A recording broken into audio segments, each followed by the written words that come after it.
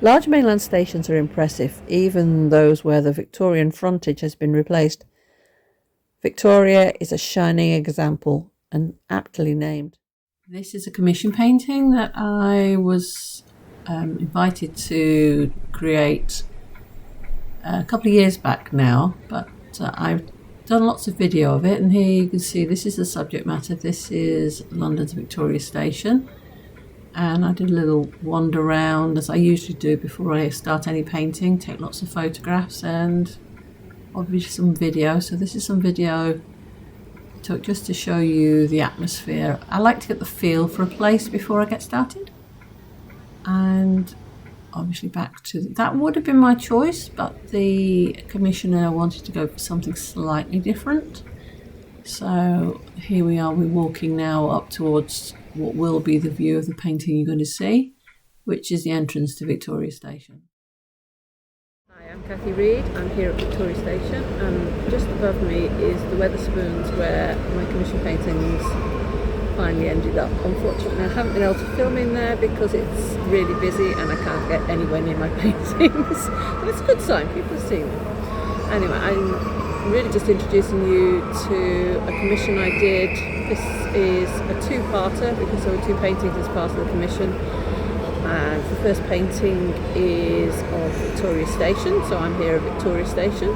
I may use this video for the next one, or I may find another one. The other painting of the pair that were commissioned by Wetherspoons by a company called In Gear is of Canary Wharf, and I'll tell you all about that at another time. This is a really good place to be trying to record because it's too noisy, and this is a train about to go, as you can hear if you had just heard the whistle.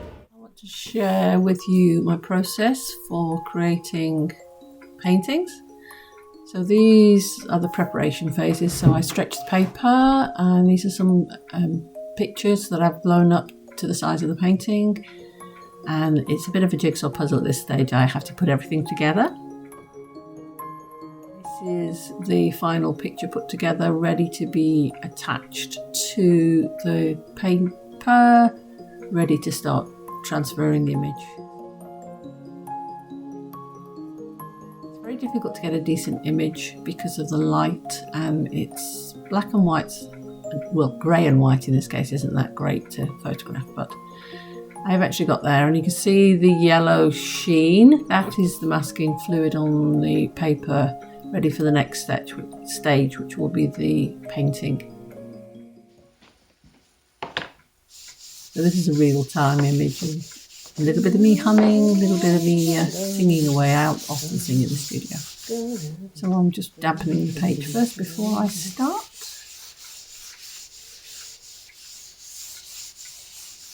Just a regular sponge, that's a regular sponge. Next I have to find the paint, so there's a little bit of prep before I get started. I could cut this out, but it's part of the process, so I'll just leave this bit in. So you see me trying to find the end of cling film. I'm actually moving away from cling film now because cling film, one, isn't, unless I get the biodegradable type, isn't really biodegradable. But also cling film tends to stick to itself, which gets really annoying. And I've found compost bags do the job just as well, and without all the annoying sticky bits. This is a watercolour wash I'm putting on now. I normally do 2 or 3 colours.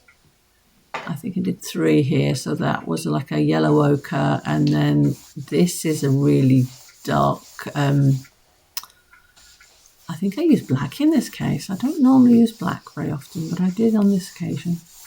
And then there's a blue comes in just a little bit in the corner, which is like a Prussian blue or an indigo. I can't remember now off the top of my head. I think it was actually a Prussian blue. I'm just looking for everything. I have to get everything ready, and I never quite find out where everything is until I've started. I usually find I've missed something. I have to wander off and find it. Especially in my old studio, which this is. So yeah, there's the Prussian blue going on there. And next, that all gets covered with a couple of layers of cling film, which I'll put on in a moment. You can see me fighting with the tube. Never wants to come off. I had a really neat little cutter which was great, but sadly that broke, so I have to resort to cutting it by scissors these days. This is another reason why I don't like using tinfoil, because it's just awkward.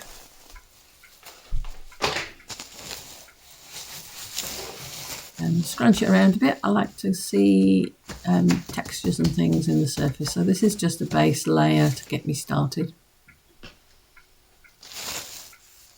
Oh, touching up a bit there. And then I leave that normally for about 15-20 minutes, but obviously thanks to video we don't have to wait that long. And here it is coming off. I could possibly have left it a bit longer. I was in a bit of a hurry with this commission, so I was trying to push things through quite quickly. I only had about 3 weeks initially, although that was extended to 5 weeks in the end. But there was an awful lot of toing and froing, deciding what to do, whether what they wanted I could do in the time, and it was a fun commission to do, but it was quite stressful because of the time constraints. Ideally, I like 2 or 3 months to be working with rather than 6 weeks. And my biggest problem is actually letting things dry, because if I take too long, if I don't allow things long enough, in fact, then they don't dry as well. And because I'm building up layers, I have to be sure the layer below is dry before I put another layer on top, otherwise the inks just bleed out. You'll be able to see in the time lapse how things actually come out when they're left to their own devices. And watercolour is quite a dynamic medium, so you never quite know what's going to happen until it's dried. So you think you've got everything how you like it, and you come back the next day and it's changed completely. But that's one of the joys of the way I work. So I try and embrace that and do that as much as possible. Just live with whatever happens. Set things in motion and see what the results are.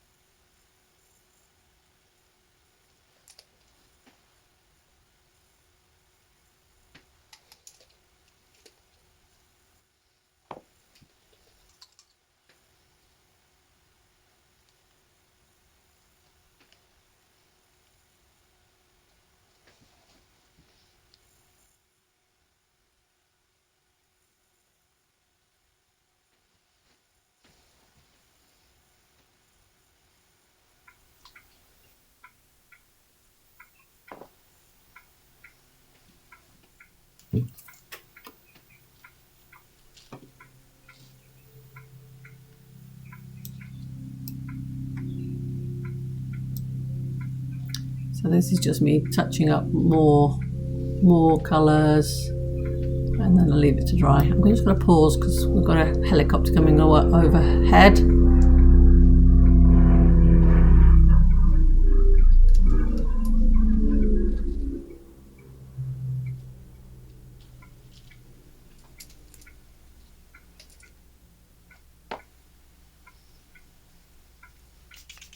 So now we're at the final stage. It's a little bit more. The spray I'm using is just distilled water. There's nothing special about that, and it's very handy.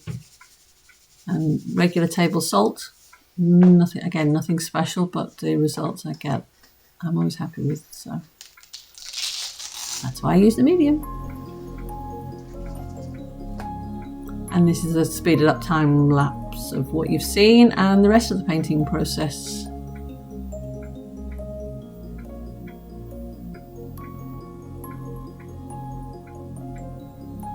These are done over a number of days, so I'll spend about half an hour to an hour painting, leave it overnight, remove any extra salt that I don't need, and then come in with more layers. So as you can see, they do take quite a while to get to a point where I'm happy with all the colours.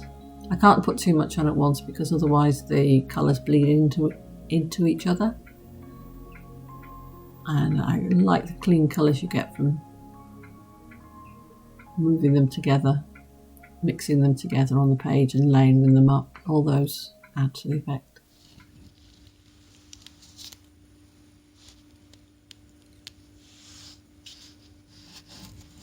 And this is the bit I really love. This is where I actually remove the masking fluid.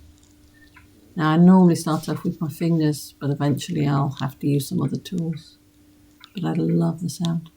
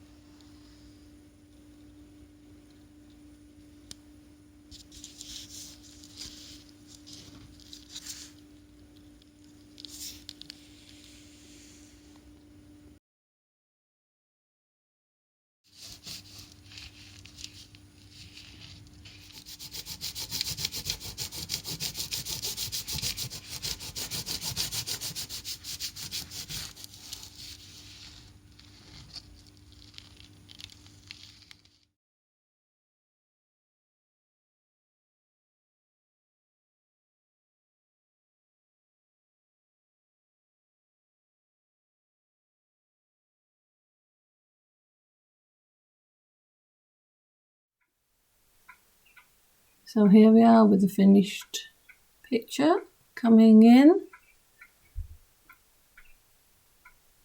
A few more stills and then a nice close-up at the end. That was taken on one of the evenings when I was going home. I had to work quite late.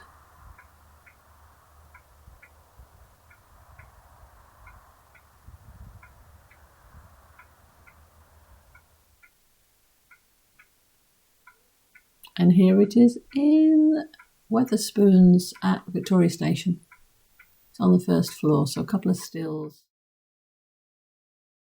So I hope you enjoyed that, and if you want to commission a painting, do get in touch.